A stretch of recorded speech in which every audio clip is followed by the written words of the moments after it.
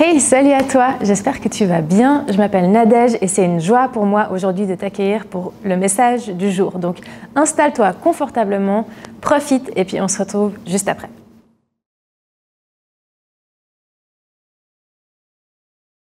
Aujourd'hui, on va terminer une série sur l'Ecclésiaste. Et j'aimerais savoir, ça fait déjà 4-5 semaines qu'on prêche là-dessus.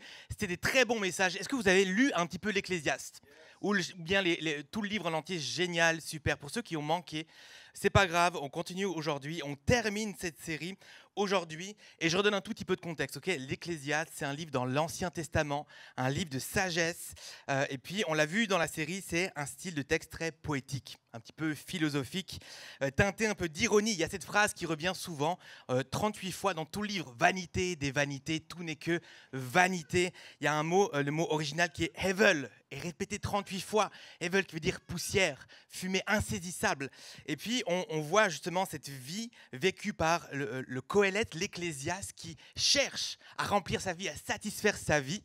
Et il se rend compte que le constat, tout est hevel, tout est insaisissable. Je suis malgré tout insatisfait. Le message général de ce livre-là, c'est que sans Dieu, même les succès humains, la sagesse, la richesse, le plaisir, ils vont être hevel, fumée, vanité, éphémère, insaisissable, pour le dire autrement. Et là, je suis gentil parce qu'on conclut la série. Aujourd'hui, je te fais un petit récap, comme dans les séries Netflix. Previously in the series, c'est ça. Précédemment dans, généralement tu skips, mais voilà. On a eu 4 messages et vraiment les amis, moi je les ai réécoutés ces messages, ils étaient bons, vraiment bons. Bon, comme tous les messages ici à Home, on se jette un peu des fleurs, mais je sais pas, moi-même j'étais béni de les réécouter ces messages. Donc ils sont sur YouTube, va les réécouter sur les plateformes de streaming. C'est Yves qui a introduit la série en disant que l'auteur, justement, il n'est pas cynique. Il dit pas, il y a rien n'a de sens, tout est pareil sur ce soleil, abandonnez de vivre, juste faites rien dans la vie. Non, au contraire, il a dit c'est un auteur provocateur, lucide, qui secoue nos illusions et dont le but n'est pas de désespérer, mais de nous faire chercher Dieu. Super introduction. Ensuite, il va continuer un deuxième message où il parlait du travail, l'œuvre de nos mains, mais pas la source de la vie. Le travail ne vient pas nous sauver, ne vient pas nous définir, mais au contraire, on travaille à partir de notre identité qui est définie en Dieu. C'était super bon. Troisième message, c'était Igor qui a prêché, qui a parlé de la joie, du bonheur. Il disait que le bonheur, ce n'est pas quelque chose qui se gagne, qui s'arrache comme ça, mais c'est quelque chose qui vient de Dieu, qu'on peut recevoir de Dieu. C'était vraiment à la fois drôle et hyper profond, hyper pratique son message. Allez l'écouter.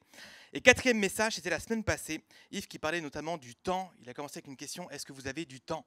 Qu'est-ce qu'on fait ? Et puis comment on navigue avec le temps, notre perception du temps, comment on navigue dans les saisons, apprendre à marcher dans le temps de Dieu, les saisons de Dieu. Et aujourd'hui, je vais conclure cette série et j'aimerais vous raconter une petite histoire qu'un pasteur à New York a racontée dans une prédication. Si tu ne le sais pas, ma femme Nadège et moi, on a vécu 4 ans au Québec et depuis le Québec, pour aller à New York, c'est 6 heures de route et à peu près $100. Pratique, hein ? On n'est pas sur les 6 heures d'avion et les $1000, non, c'était beaucoup moins. Du coup, on a été 2 fois, on a fait un séjour là-bas et puis c'était quelques jours, ça tombait sur un dimanche, puis on est des bons chrétiens, peut-être trop des pasteurs, on a été à l'église. On était dans une église et puis là, le pasteur, je ne me souviens pas trop de son message, mais je me souviens de cette illustration. C'était il y a 7 ou 8 ans quand même. Je me souviens de cette illustration, puis ça m'avait marqué. Et il disait à quel point c'est fou, notre cerveau, il est capable de fonctionner par habitude. Et je ne sais pas si tu l'as déjà vécu, moi je l'ai vécu ce matin. Okay, j'étais en voiture et puis là je discute avec Nad, il y a les enfants, il y a de la musique, il y a du bruit, il y a des gens qui chantent, qui tapent. C'est beaucoup en même temps et tout d'un coup, au bout de 15 minutes, je ne me souviens même pas de la route que j'ai fait. Ça t'est déjà arrivé de vivre ça ? Tu roules. Ouais, tu rentres chez toi. C'est fou, le cerveau, par habitude. Mais j'ai tourné, je me suis arrêté au feu, j'ai regardé dans mon rétro au moins, qu'est-ce que j'ai fait ? Et il disait ça, ce pasteur-là, il disait, il avait déménagé récemment, changé complètement de quartier. Et puis, là où il avait vécu avant, il avait vécu là pendant des années. Et un jour, il rentre du travail, et puis, pareil, il zone out, il ne se rend pas trop compte de ce qui se passe, il est dans ses pensées, ou il écoute un podcast. Et puis, quand il arrive chez lui, il prend conscience, il regarde un petit... Ah, j'ai conduit jusqu'à mon ancienne maison. Oups, je me suis trompé. J'ai conduit jusqu'à mon ancienne maison. Et je trouvais fou, ça m'a marqué, parce que combien de fois cette histoire est à propos de nous ? Combien de fois ça nous arrive de vivre nos vies terrestres en oubliant qu'il y a une maison qui nous attend dans le ciel ? Combien de fois on oublie ? Et par automatisme, on est dans nos pensées, dans notre fatigue, dans nos choses, et on oublie, on vit comme si notre vie qui comptait, c'était ici sur terre, alors on oublie qu'il y a une maison qui nous attend dans le ciel. Et l'Ecclésiaste nous dit justement, n'attends pas la fin de ta vie pour te rappeler où est ta vraie demeure, vers quelle maison tu te diriges. Et le titre de mon message ce matin, c'est « À la fin, seul Dieu compte ». À la fin, seul Dieu compte. C'est un constat que l'Ecclésiaste a fait, qu'on va faire ce matin. À la fin, seul Dieu compte. Si tu as une Bible, ouvre-la avec moi, dans ton téléphone aussi, si tu veux, ça va s'afficher derrière moi. Ecclésiaste, chapitre 12. Je ne donne pas de verset derrière parce qu'on va lire tout un chapitre en entier de la Bible. Waouh! Incroyable. 14 versets, les amis. On va y aller ensemble. Vous allez voir, c'est à la fois pratique, concret, très poétique. On ne va rien comprendre une partie et puis ça va se clarifier dans le message. C'est l'Ecclésiaste. C'est les livres, des fois, un peu de sagesse, les livres poétiques. Des fois, il y a des bouts bizarres, mais c'est bon, vous allez voir. On y va. Ecclésiaste 12, 1 à 14, tout le chapitre. Souviens-toi de ton Créateur pendant ta jeunesse, avant que les jours difficiles arrivent et que les années s'approchent où tu diras « je n'y prends aucun plaisir ». Avant que le soleil, la lumière, la lune et les étoiles s'obscurcissent et que les nuages reviennent après la pluie. Le jour où les gardiens de la maison trembleront, où les hommes forts se courberont, où celles qui moulent s'arrêteront parce qu'elles seront peu nombreuses, où ceux qui regardent par les fenêtres seront obscurcis, où les portes donnant sur la rue seront fermées tandis que le bruit de la meule diminuera, où l'on se lèvera au chant de l'oiseau, où toutes les filles du champ s'affaibliront, où l'on redoutera ce qui est en hauteur et où l'on aura des terreurs en chemin, où l'amandier fleurira, où la sauterelle deviendra pesante, où la capre n'aura plus d'effet. En effet, l'homme s'en va vers sa demeure éternelle et les pleureurs parcourent les rues. Avant que le cordon d'argent se détache, que le vase d'or se casse, que la cruche se brise à la source, que la roue se casse au puits. La poussière retourne à la terre comme elle y était, et l'esprit retourne à Dieu qui l'a donné. Vanité des vanités, dit l'Ecclésiaste, tout est vanité et veulent. L'Ecclésiaste, en plus d'être un sage, a encore enseigné la connaissance au peuple. Il a examiné, sondé, mis en ordre un grand nombre de proverbes. L'Ecclésiaste s'est efforcé de trouver des paroles agréables. Ce qui a été écrit avec droiture, ce sont des paroles vraies. Les paroles des sages sont comme des aiguillons et rassemblées en un recueil, elles sont comme des clous plantés. Elles sont données par un seul berger. De plus, mon fils, tire instruction de ces avertissements. On produit beaucoup de livres, il n'y a pas de fin et beaucoup d'études fatiguent le corps. Tous les étudiants disent ça. Écoutons la conclusion de tout ce discours. Crains Dieu et respecte ses commandements. C'est ce que doit faire tout homme. En effet, Dieu amènera toute œuvre en jugement au sujet de tout ce qui est caché, qu'il soit bon ou mauvais. Amen. C'est le tout dernier chapitre de l'Ecclésiaste. On est à la fin du livre de l'Ecclésiaste, du Qoéleth. Et puis, en termes de structure, Yves l'a dit au tout début de la série, on a en fait un narrateur qui donne la parole au Qoéleth, à l'Ecclésiaste, qui vit. Plusieurs commentateurs disent que c'est Salomon qui montre sa vie, qui cherche à vivre les richesses, à vivre les succès qu'il a. Salomon a plus de 1000 femmes, des conquêtes de l'argent incomptables. Il a cherché tout ça. Et on a tout le discours du Qoéleth, toute sa vie. Puis à la fin, le narrateur reprend la parole. Donc là, on est à la fin du livre du Qoéleth. Et c'est comme si en fin de vie, un vieux sage nous donnait son meilleur conseil sur son lit de mort. Et je trouve ça fort, vraiment, à la conclusion de toute une vie de folie, de succès, de richesse, de sagesse, tout ce qu'il a goûté, testé. C'était vraiment la course, la poursuite d'une vie de satisfaction, de plaisir. Où est-ce que je vais être satisfait? Où est-ce que je vais avoir le bonheur? Où est-ce que je vais avoir le temps? Tous les messages qu'on a prêchés avant, cette recherche-là, on arrive à la fin de tout ça. Et ce vieux sage nous partage sa clé. Et c'est mon premier point. Souviens-toi de ton Créateur. Souviens-toi de ton Créateur. C'est le verset 1. Souviens-toi de ton Créateur pendant ta jeunesse. Souviens-toi qui t'a créé. Et souviens-toi pourquoi il t'a créé. Souviens-toi pourquoi tu es sur terre. Et moi, je suis très imagé, je suis très visuel. Moi, de nouveau, je mets ça un peu dans un film. J'imagine un vieux papy sur son lit de mort, et puis il parle à son petit-fils et il lui crie dessus « Souviens-toi, souviens-toi !» Papy, calme-toi, je t'amenais juste un verre d'eau. Souviens-toi, ce vieux papy qui a vécu... Non, c'est tellement important, souviens-toi qui t'a créé. Ce conseil est là pour nous réveiller puis nous rappeler de choses. C'est Dieu qui t'a créé, tu as été créé par Dieu et donc pour Dieu. Tu es destiné à passer l'éternité avec Dieu. Et de nouveau, des fois, c'est une vérité peut-être basique, mais on l'oublie. C'est pour ça qu'il dit, souviens-toi.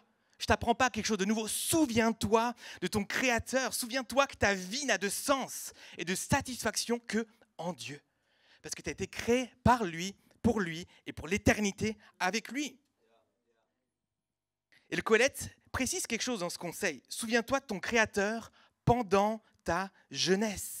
Avant que les jours difficiles arrivent et que les années s'approchent où tu diras « je ne prends plus aucun plaisir ». Avant que ce soit trop tard, dépêche-toi de réaliser ça. Souviens-toi avant d'arriver à tes vieux jours et de réaliser que ta vie n'a été que Evel. On peut si facilement se retrouver, comme je dis, à oublier en fait qu'on a une nouvelle maison, une direction, un sens avec Dieu, et puis à essayer de bâtir des choses ici sur terre, chercher plus de plaisir, plus de temps, plus d'argent, plus, et se réveiller des mois, des années plus tard, vide et insatisfait. Et ça nous arrive des fois, dans un projet, comme sur la route, où tout d'un coup, mais qu'est-ce qui vient de se passer ces derniers mois? J'ai l'impression d'être à côté j'ai tout un projet, tellement de stress, d'inquiétude, d'émotion, et en fait, je ne ressens pas ce que je cherchais au travers de tout ça.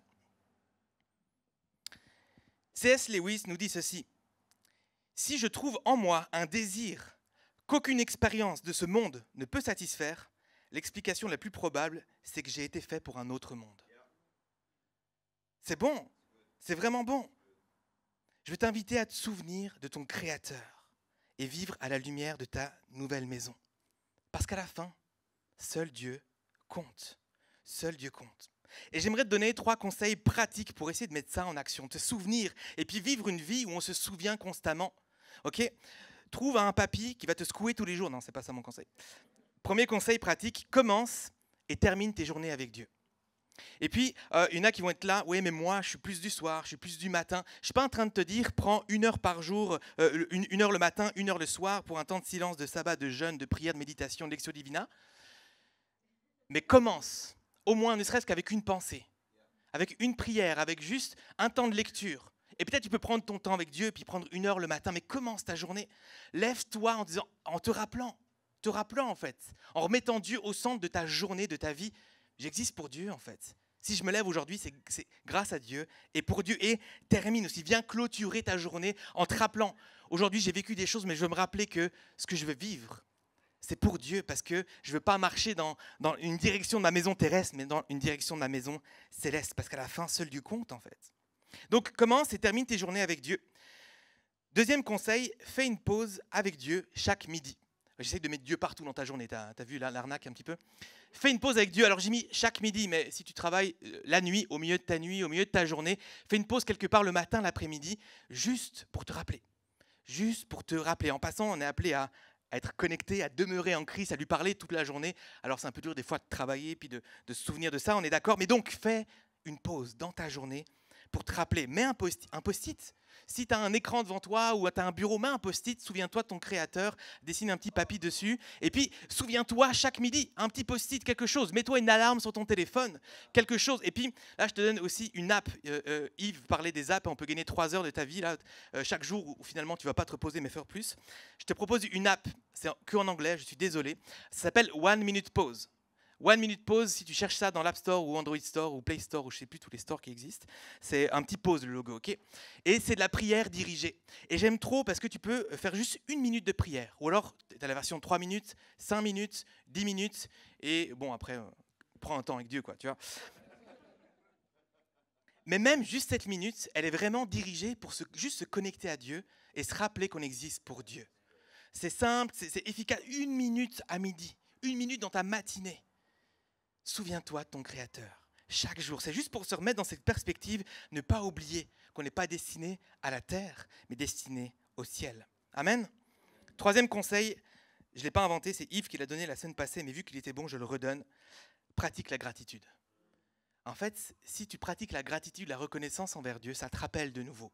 Ça te rappelle ce que Dieu fait dans ta vie, pourquoi tu existes et à quoi tu es destiné. Pratique la gratitude. Au maximum, tous les jours, ce serait bien. Au minimum, tous les jours, ce serait bien. Mais quand tu le peux, régulièrement, pratique la gratitude. Et j'ai bien aimé, comme Yves l'a dit, dis pas juste à Dieu, alors attends, aujourd'hui, théoriquement, merci pour les céréales de ce matin. Non, ça c'est vide, ok ? Va chercher au fond de toi. Pourquoi tu peux vraiment être reconnaissant? Même quand tu as l'impression qu'il n'y a rien, va chercher au fond de toi. Pourquoi est-ce que tu peux être reconnaissant envers Dieu? Quand on se souvient de notre Créateur, ça réaligne nos vies sur lui. Mais le Qoéleth ne s'arrête pas là. L'Ecclésiaste va nous confronter à une autre vérité. Tout ce qu'on va construire ici-bas sur terre va passer. Ça va passer et ça nous oblige à nous poser une autre question. Et c'est mon 2e point. Est-ce que j'amasse un trésor qui est evil ou un trésor qui est éternel?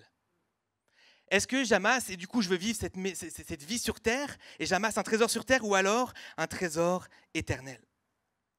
Dans les versets 2 à 8 qu'on a lus, c'est peut-être toute la partie poétique où tu n'as pas trop bien compris tout ce qui se passait. Toute une description, en fait, de la vie qui passe. On arrive à la fin où la vie se tarit, la vie se fane, s'érode, les choses dépérissent, perdent de leur saveur et ça nous pousse à courir après ce qui est éternel.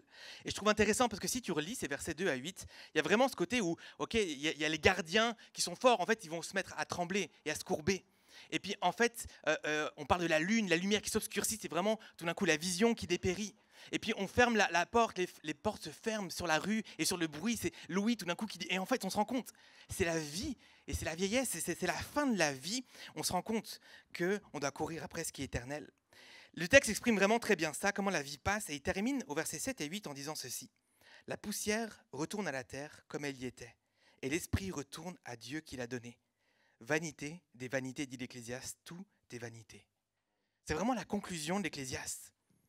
Et rappelle-toi, tout est vanité ici sur terre. À la fin de tout ce qu'il a vécu, à la fin, tout va retourner à la terre. Tout ce que tu as pu bâtir sur terre va juste rester là. Rappelle-toi, à la fin, seul Dieu compte, seul Dieu reste. Et il ne s'agit pas ici de nous faire peur, mais de nous réveiller. Vivons pour ce qui dure. Dieu est le commencement et la fin, l'alpha, l'oméga. Tu as déjà entendu ça? Mais rappelle-toi que Dieu n'a pas de commencement et n'a pas de fin. Lui, il est éternel. Jésus dit dans Matthieu 24, verset 35, « Le ciel et la terre passeront, mais mes paroles ne passeront point. » Il y a une seule chose qui ne va jamais passer, c'est Dieu et ses enseignements. Jésus va dire encore dans Matthieu 6, dans le Sermon sur la montagne, verset 19 à 21, « Ne vous amassez pas des richesses sur la terre, où elles sont à la merci de la rouille, des mythes qui rongent, des cambriolaires qui percent les murs pour voler. Amassez-vous plutôt des trésors dans le ciel, où il n'y a ni rouille, ni mythes qui rongent, ni cambriolaires qui percent les murs pour voler. » Et les amis, à côté du home, je suis graphiste, okay, je travaille comme graphiste et j'ai souvent des bonnes conversations avec mes collègues. On peut souvent parler de la foi et toutes sortes de sujets. Et souvent, il y a un sujet, l'argent qui revient. Et ça me fait toujours rire, une formulation que j'entends, sourire on va dire, c'est une conversation avec un collègue en particulier qui disait, moi mon objectif, et je trouve ça très noble, c'est de gagner assez d'argent pour pouvoir arrêter de travailler et puis faire du bénévolat dans des associations, puis ramasser de l'argent pour d'autres personnes. Génial. Donc moi, je vais gagner assez d'argent pour moi, je vais pouvoir mettre mes enfants à l'abri et puis avoir une vie en sécurité financière. Cette expression, je l'aime trop, la sécurité financière. Et j'aime trop aller challenger. Vraiment, est-ce que ça existe, la sécurité financière? Qu'est-ce qui est assez sûr, les amis? Est-ce que les comptes en banque sont assez sûrs? Est-ce que tes bitcoins sont assez sûrs? Est-ce que ton matelas est assez solide pour cacher les liasses que tu as sous ton matelas? Est-ce que vraiment, en fait, est-ce que c'est vraiment sûr? Qu'est-ce qui est vraiment sûr? Sur quoi vraiment on peut bâtir notre vie? Puis moi, c'est là-dedans que je vais creuser avec les gens, tu vois. Qu'est-ce qui est vraiment sûr? On ne sait pas, en fait. On peut mettre notre sécurité et notre espoir dans tellement de choses, mais à la fin, il y a toujours le risque que la rouille, les mythes rongent, les cambriolaires percent les murs pour voler. Alors Dieu nous dit, amassez plutôt des trésors dans le ciel, là où ça ne peut pas être volé. Et C.S. Lewis, qui est juste incroyable, il dit ceci, visez le ciel et puis vous aurez la terre en prime. Mais visez la terre et vous n'aurez rien. Si tu veux avoir un trésor puis accumuler, amasser un trésor sur la terre, à la fin de ta vie, ce trésor il va rester sur terre. Tu vas monter au ciel puis il ne te restera plus rien. Mais si tu vises le ciel, si tu vis son royaume, que tu cherches, hein, c'est biblique, cherchez d'abord le royaume de Dieu et tout le reste en fait. Tu vas avoir aussi un trésor terrestre. Cherche d'abord le ciel, bâtis un trésor dans le ciel. On est appelé à plus qu'un trésor terrestre, un trésor evol, temporaire et éphémère. Rappelle-toi, on est créé par Dieu, à son image. Et j'aimerais donner cette citation de Blaise Pascal que Igor a citée aussi, vous la connaissez tous, n'est-ce pas? Il y a dans le cœur de l'homme un vide qui a la forme de Dieu. Alors, les formuler plein de fois, de plein de façons différentes, plus courtes, plus longues. J'aime beaucoup. Pendant longtemps, ça a été ma citation préférée. Puis Igor, il a dit quelque chose d'intéressant. Il a dit, si l'Ecclésiaste, le Qoéleth, avait eu cette phrase-là, probablement qu'il l'aurait mis dans son livre.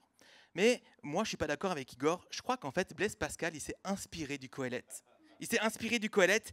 Il y a cette phrase qui est un de mes versets préférés dans la Bible, Ecclésiaste 3, verset 11. Dieu a implanté au tréfond de l'être humain le sens de l'éternité. Dieu a mis quelque chose d'infini dans quelqu'un de fini, nous. Il a placé le sens de l'éternité et ça crée en nous un besoin et une soif de Dieu, en fait. Un trou qu'on peut essayer de satisfaire toute notre vie par quelque chose d'éphémère et de evil, mais on sera seulement satisfait quand il y aura l'éternité en nous. Dieu a placé le sens de l'éternité au fond de nous. Il nous a créés pour lui, pour l'éternité. Alors j'aimerais t'inviter à réfléchir à la manière dont tu investis ton argent, ton énergie, ton temps, tes émotions, ton inquiétude. Est-ce que ça nourrit un trésor éphémère ou un trésor éternel? Et ici, j'aimerais peut-être préciser quelque chose. On a le droit de profiter de la vie ici-bas. Okay? On a le droit, je crois, d'avoir une maison, d'avoir des hobbies. La question, c'est toujours l'intention ou le but qui est derrière.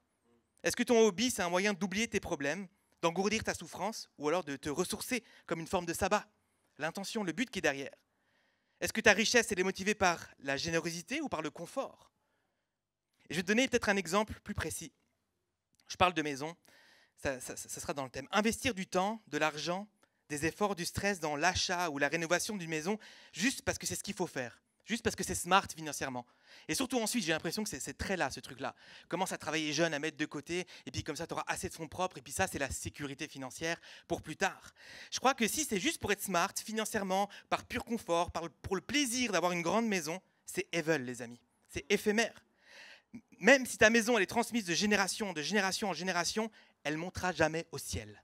Jamais, jamais. Mais, écoute-moi bien, c'est là que je mets la nuance, investir du temps, de l'argent dans une maison parce que ça contribue à devenir plus généreux, à exercer l'hospitalité, à offrir plus de moyens pour la mission de Dieu, à générer un confort de vie qui nous libère plus d'espace mental et d'énergie pour servir Dieu, alors là, tu amasses un trésor qui sera dans le ciel. Si au travers de ce que tu fais, de ce que tu accumules, en fait, tu vises le ciel, alors tu auras aussi la terre. Mais si c'est juste pour la terre, tu n'auras rien à la fin. Tu n'auras rien à la fin. C'est pas ce que tu possèdes qui compte, c'est pourquoi tu le possèdes. Et j'aime trop parce qu'il y a vraiment dans la Bible des fois cette notion de racheter le temps, de faire que les choses comptent ici-bas. Et c'est Paul qui nous dit ça dans 1 Corinthiens 15, verset 58. « Rien de ce que vous faites dans le Seigneur n'est vain. » Ta maison, ta famille, tes hobbies, ton travail, si tu fais tout ça pour Dieu, ce sera pas pour rien. Si tu le fais dans la perspective d'éternité, d'amasser quelque chose dans le ciel, ce ne sera pas pour rien, ce ne sera pas evil, ce ne sera pas éphémère, ce ne sera pas que fumer, tu vas en ressortir quelque chose. C'est une invitation à marcher à la lumière de l'éternité, de ta maison éternelle, de ce pourquoi tu existes. Souviens-toi de ton Créateur. Que nos décisions, nos choix, nos motivations soient alignés avec la perspective de l'éternité. Amen. Alors, je vais te poser juste quelques questions introspectives pour ce point-là. C'est plusieurs questions, mais elles vont toutes dans le même sens, mais des fois, une formulation rejoint quelqu'un, une autre formulation, quelqu'un d'autre, souvent c'est comme ça. Qu'est-ce que tu poursuis aujourd'hui qui n'a plus aucune valeur dans l'éternité? Est-ce que tu poursuis des choses que tu sais qu'en fait, ça n'ira pas dans l'éternité? À quoi est-ce que tu donnes ton énergie, ton temps, ton argent, mais qui n'a pas d'impact pour Dieu ou pour les autres? Tes décisions récentes, grandes ou petites, est-ce qu'elles révèlent une vie centrée sur Dieu ou sur toi-même? Une vie pour toi ou une vie pour Dieu? Dernière question, qu'est-ce que tu accumules ou tu protèges et que tu ne pourras pas emmener avec toi au ciel? Les amis, c'est dur. Je suis le premier, je crois, à être challengé par tout ce message. Ça peut paraître très restrictif, dire « Waouh, attends, moi j'ai une maison, il faut que maintenant que je la fasse compter pour Dieu. » Et rien que ça, c'est peut-être pas déjà une bonne réflexion de réaliser comme ça. Qu'est-ce que je vais faire pour que ça marche? Ça peut paraître restrictif de dire, en fait, waouh, ça donne l'impression que je ne peux pas avoir de plaisir ici-bas. Et justement, je ne vais pas dire « T'inquiète pas », je vais dire l'inverse. Je crois qu'on doit faire la paix avec la vie de rêve qu'on nous propose ici-bas. Avec les critères de succès, de bonheur et de joie. On a prêché 4 messages. Le Qoheleth, l'Ecclésiaste a vécu toutes ces choses-là. D'avoir la sexualité à foison, d'avoir la liberté à foison, d'avoir la richesse à foison, les succès, les réussites, d'avoir tout le pouvoir. Il a tout essayé. Là, on est dans la conclusion d'une vie incroyable. On n'est pas destiné, les amis, alors qu'il y a un équilibre à trouver entre jouir pleinement de ce que Dieu nous donne sur terre, mais rester conscient qu'on n'est pas appelé à une vie confortable et à une vie facile. Il faut faire la paix avec ça. On n'est pas appelé à une vie facile, on est appelé, et c'est mon 3e point, à une vie d'obéissance. Waouh, Jonas, tu vends du rêve. Merci. Ah oui, arrête-toi là, je vais prier là-dessus, c'est bon, une vie d'obéissance. Mais oui, ça me donne envie. Mes prochaines vacances, une vie d'obéissance. Et les amis, je sais que ça peut sonner comme wow, le truc lourd, mourir à soi, encore ce truc-là et tout. Et j'aimerais tordre ou remettre plutôt à l'endroit une perspective dans ce point-là. Vous allez voir, c'est bon une vie d'obéissance. La fin d'Ecclésiaste, on arrive à ce moment où justement le Qoheleth a fini de parler, le narrateur reprend. Et c'est tellement puissant. On a la fin du livre de l'Ecclésiaste, versets 13-14. Écoutons la conclusion de tout ça en fait. Crains Dieu et respecte ses commandements. La conclusion de toute une vie, crains Dieu, respecte ses commandements. C'est ce que doit faire tout homme. En effet, Dieu amènera toute œuvre en jugement au sujet de tout ce qui est caché, qu'il soit bon ou mauvais. C'est les derniers versets du livre. C'est l'auteur qui reprend la parole et il dit « Souviens-toi de ton Créateur. » À la fin, la conclusion de tout ça, la seule chose, le grand-père qui secoue son petit-fils, là, souviens-toi. Le seul conseil que je peux te donner, le meilleur conseil pour la meilleure des vies, crains Dieu et respecte ses commandements. Et j'en suis loin, les amis, je crois, et je travaille et je prie là-dessus, mais tous les matins, on devrait se réveiller avec la pensée de craindre Dieu et de vouloir lui obéir. Et craindre, c'est pas avoir peur, c'est pas une fausse conception de Dieu qui veut nous écraser, puis que si on fait faux, il va nous fouetter, ou il va pas nous donner son amour, il va nous juger. Non, craindre, c'est réaliser qui il est Dieu. Et parce qu'il est Dieu, il y a une sainte crainte, il y a une révérence, un honneur, il y a un désir. Parce qu'il est Dieu, tu m'as aimé, alors je veux répondre par l'obéissance, je veux te plaire, avoir une vie qui te plaît, qui t'honore. Lui obéir, se soumettre à son autorité, sa volonté. C'est respecter ses commandements quand tu fais tes courses.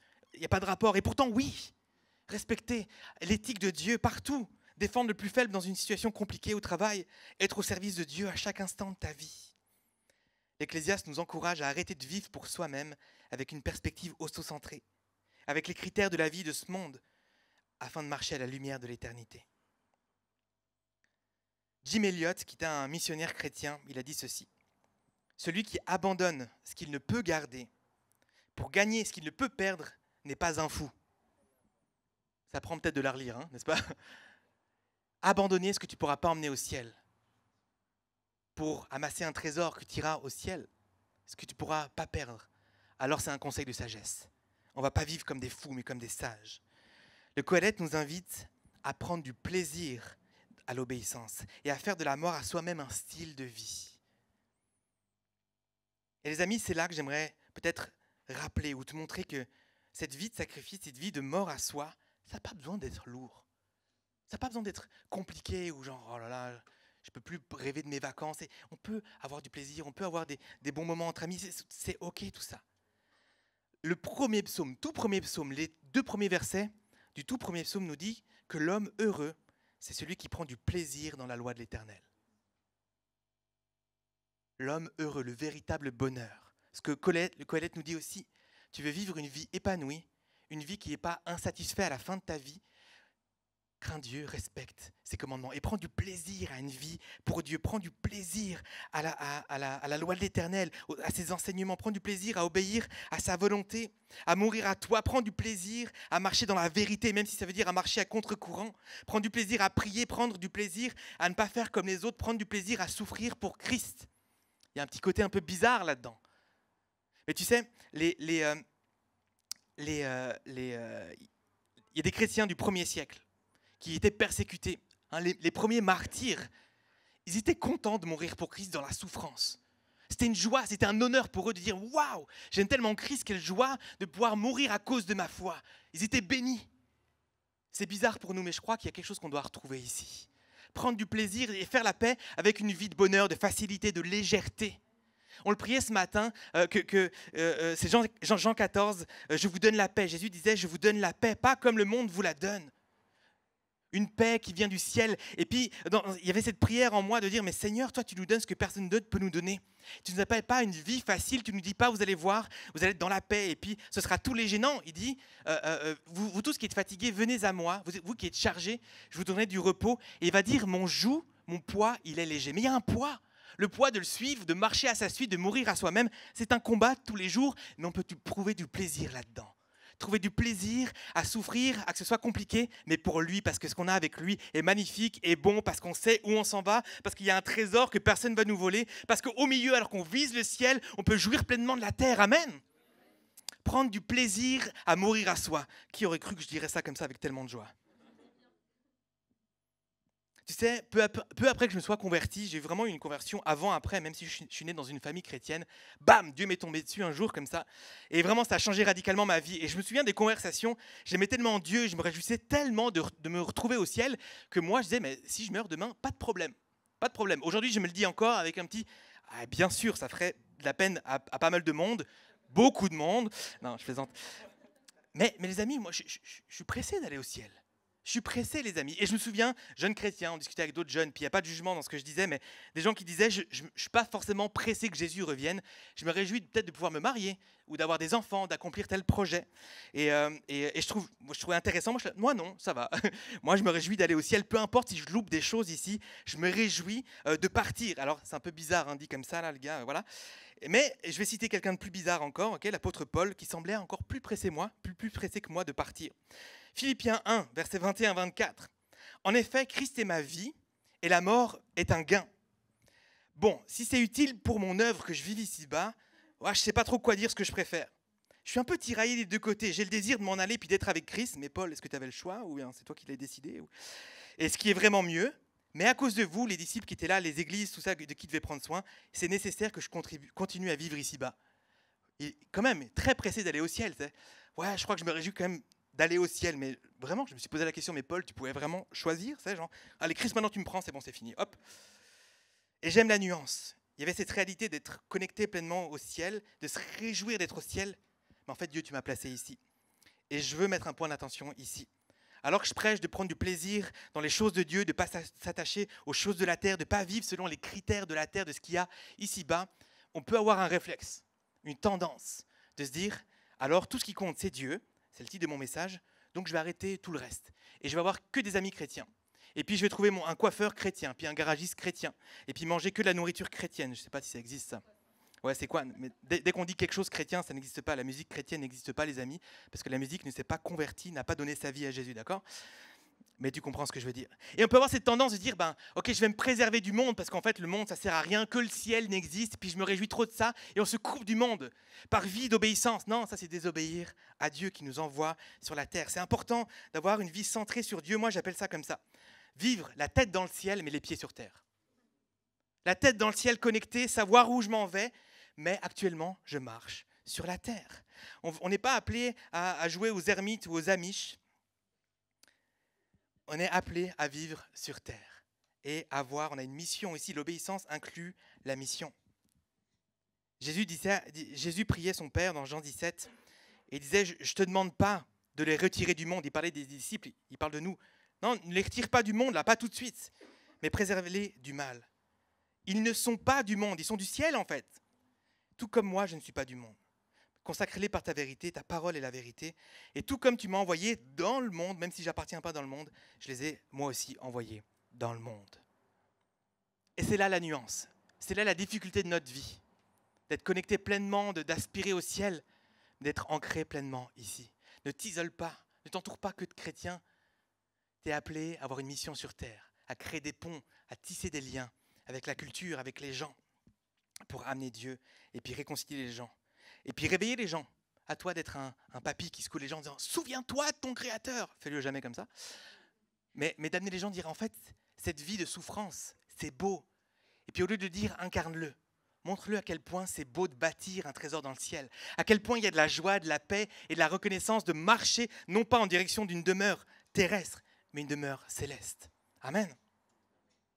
Crains Dieu et respecte ses commandements.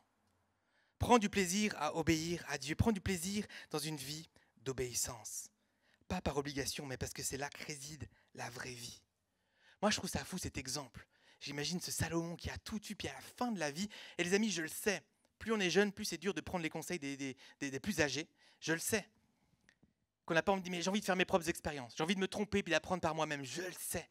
Il y a quelqu'un qui a tout vécu là, et qui te dit, à la fin de la vie, si tu ne veux pas te retrouver insatisfait, écoute ça, puis vis cette vie-là. je cherchais un peu des exemples de vie réelle, parce que des fois on a besoin de se raccrocher à quelque chose de réel. Et je suis tombé sur la vie d'un homme qui s'appelle Cecil Rhodes. Vous connaissez ce gars-là? Il a donné son nom à la Zambie. C'est un colonisateur, donc ce n'est pas une super belle vie à prendre en exemple, pas du tout. Mais il a colonisé, il a accompli tellement de choses. La Zambie tire son nom de lui. Et puis, il a créé un empire diamantaire. Encore aujourd'hui, si tu tapes son nom dans Google, tu verras que c'est juste incroyable. Les diamants, tout ça, ça vient de lui.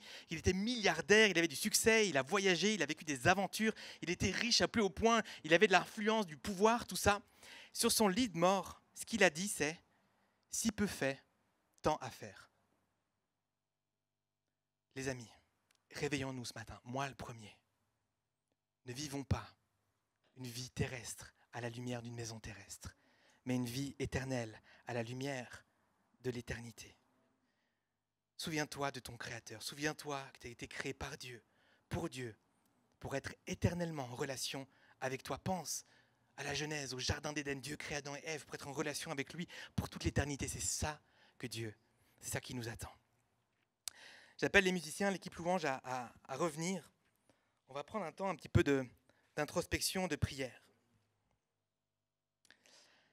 Un des pères de l'Église, nommé Augustin d'Hippone, nous a laissé cette dernière citation pour ce message. « Tu nous as fait pour toi, Seigneur, et notre cœur est sans repos tant qu'il ne repose en toi. » Ce vide en forme de Dieu, le sens de l'éternité au fond de nous, appelé à être avec lui, un rappel qu'on existe pour lui. Peut-être que tu vis avec cette impression que ta vie tourne en rond, que tu cherches la bonne personne, la bonne carrière, les bonnes sensations, d'avoir plus de temps pour ci, pour ça. Peut-être tu as oublié ce pourquoi tu as été créé ce matin. Et si Dieu t'invitait aujourd'hui à poser ou reposer une vraie fondation pour ta vie, à le placer lui au centre, à le craindre, non par peur, mais dans la reconnaissance que c'est lui seul qui donne un sens à ta vie et un sens éternel à ta vie. Il ne te demande pas d'être parfait, il t'invite juste à venir devant lui. Par Jésus qui a porté ta vanité, ton péché, ta finitude et t'offre une nouvelle vie.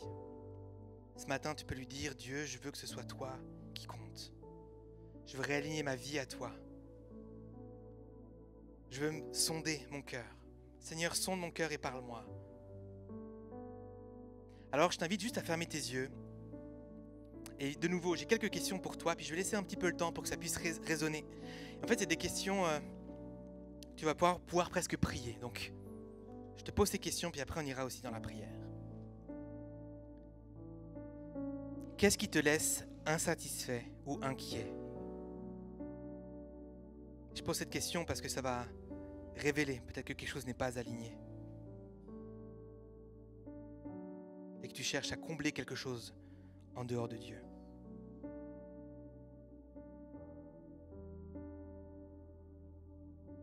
Seigneur, est-ce que je vis comme si cette vie était tout ce que j'avais?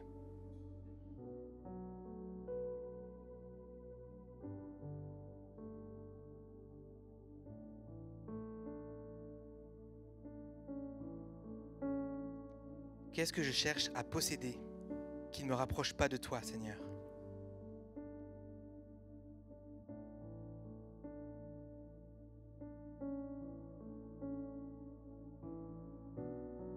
Seigneur, est-ce que je prends plaisir à t'obéir ou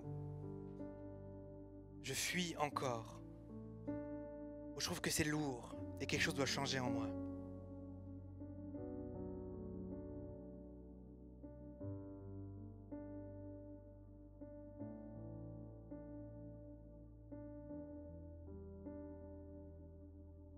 Seigneur, qu'est-ce que tu veux que je change dès aujourd'hui, cette semaine, dans ma façon de marcher après toi?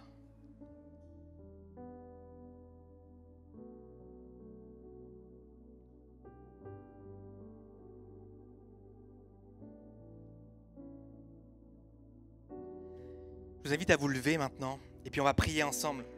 Je vais prier pour vous, mais je refuse que je sois le seul à prier. J'ai posé ces questions et puis je t'invite à sonder, demander à Dieu, Dieu, sonde-moi, révèle-moi quelque chose qui doit changer. Révèle-moi quelque chose qui ne va pas. Peut-être, juste avec ces questions dans ta réflexion, quelque chose a été mis en lumière. Et une action à faire, comme j'ai dit, réaligner ta vie avec Dieu. Ou regarder ta générosité, regarder ce que tu as, ta façon de marcher, ou bien tes temps avec Dieu, tes journées. Mets ça devant Dieu. Et Seigneur, je te prie de venir révéler ce matin. Révéler ce qui doit changer dans nos vies. Pour qu'on arrête de marcher, Seigneur, nos vies, comme si notre vie était simplement sur terre. Je te prie de révéler le sens de l'éternité que tu as placé au fond de nous. Réveiller ça, viens nous secouer, Seigneur. Et je te prie, Seigneur, de venir nous rappeler, Seigneur, notre existence. C'est toi qui nous as créés, Seigneur. Si on existe, si on est là sur terre, c'est toi, c'est grâce à toi, c'est pour toi, Seigneur, pour être en relation avec toi, pour participer à ta mission. Je te prie que ce ne soit pas juste théorique dans les esprits maintenant, mais que cette vérité s'imprègne au fond des cœurs. Comme une réalité, une vérité, Seigneur, qu'on soit secoué et qu'on se dise mais c'est pas possible, je peux plus continuer à vivre comme ça. J'existe pour toi, je veux marcher pour toi, je veux vivre pour toi, je veux que ma vie compte sur terre, Seigneur, jusque dans le ciel. Seigneur, change ma perspective, réveille-moi, change-moi, il y a des endroits où je n'arrive pas à changer. Aide-moi, Seigneur, par ton esprit, par ta puissance, libère-moi. Seigneur, je veux prier pour le zèle, plus de zèle dans ma vie avec toi. Seigneur, dans ma mort à moi-même, dans mon obéissance. Seigneur, apporte du plaisir, Seigneur, dans les disciplines spirituelles. Seigneur, qu'il y ait du plaisir, de la joie à te suivre, qu'il y ait du plaisir et de la joie, Seigneur, à sacrifier ma vie pour toi. À marcher à contre-courant, qu'il y ait du plaisir à ce qu'on me rejette à cause de ma foi, qu'il y ait du plaisir, Seigneur, à ce qu'on m'accuse, à ce que la vie soit compliquée pour toi, Seigneur. Seigneur, transforme cette fausse image que la vie pour toi d'obéissance, de sacrifice, Seigneur, elle est dure, elle est lourde. Non, c'est la vie éternelle disponible maintenant. C'est marcher avec toi qui est le Dieu éternel, Seigneur, pour une mission, pour une maison éternelle, Seigneur. Merci parce que tu as prévu, Seigneur, quelque chose pour nous. Seigneur, qu'on soit motivé par le ciel. Motivé par le ciel. Que nos regards et nos yeux, Seigneur, notre marche, nos pieds sont alignés sur le ciel. Alors qu'on est placé dans le monde, rappelle-nous qu'on n'appartient pas à ce monde. Seigneur, qu'on marche comme exemple d'obéissance. Et que notre obéissance, Seigneur, elle donne envie aux autres. Seigneur, merci parce que par cette vie, Seigneur, on sera satisfait. Le trou en forme de Dieu sera rempli. Le repos qu'on cherche partout, il sera satisfait en toi. La satisfaction, le plaisir qu'on cherche dans la recherche du bonheur ici-bas, il sera satisfait en toi. Apprends-nous à viser le ciel, à chercher ton royaume et à compter sur ta provision pour tout le reste. Révèle, touche, équipe, Seigneur, parle, challenge chacun de nous aujourd'hui.